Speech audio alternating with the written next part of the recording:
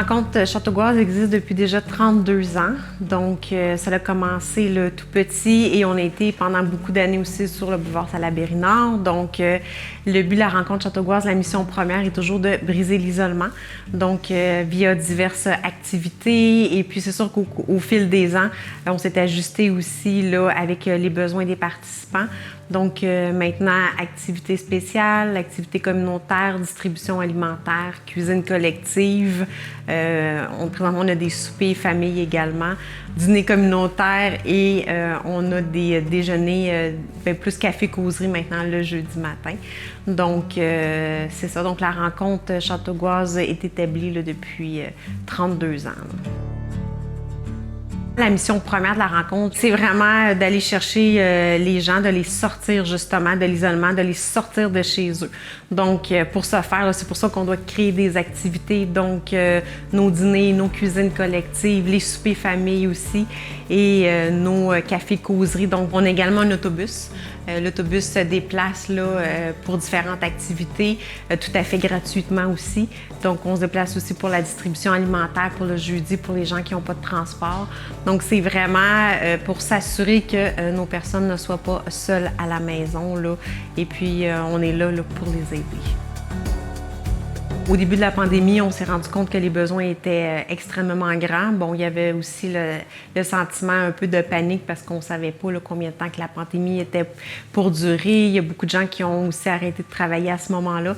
Donc, nous, ce qu'on a fait, la rencontre Châteauguaz pour quelques mois, on a vraiment desservi, donné la distribution à tous les gens qui en avaient besoin.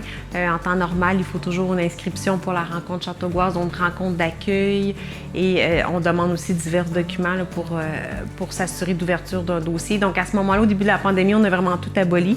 On a vraiment, nous, qu'est-ce qu'on faisait, c'est qu'il y avait seulement la distribution là, qui roulait et puis on aidait vraiment tous les gens qui en avaient besoin. On est monté jusqu'à 250 distributions par semaine pendant quelques semaines. Et puis, c'est important de mentionner qu'avant la pandémie, on aidait 90 à 110 ménages par semaine. Donc, on a quand même doublé. C'est certain qu'il a fallu qu'on remette nos rencontres d'accueil, nos barèmes aussi là, au niveau pour aider les gens, toujours pour la distribution alimentaire et même avec nos rencontres d'accueil qui sont revenues. Et on est à 180 à 200 distributions encore par semaine. Donc, c'est vraiment beaucoup. Là. Juste la semaine passée, là, on s'est rendu compte qu'on a des gens que ça faisait, je vous dirais, plus d'une dizaine de ménages que ça faisait quelques mois qu'ils n'étaient pas venus.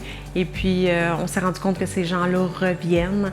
Donc, oui, c'est sûr qu'il va y avoir encore une augmentation là, au niveau des besoins à ce niveau-là.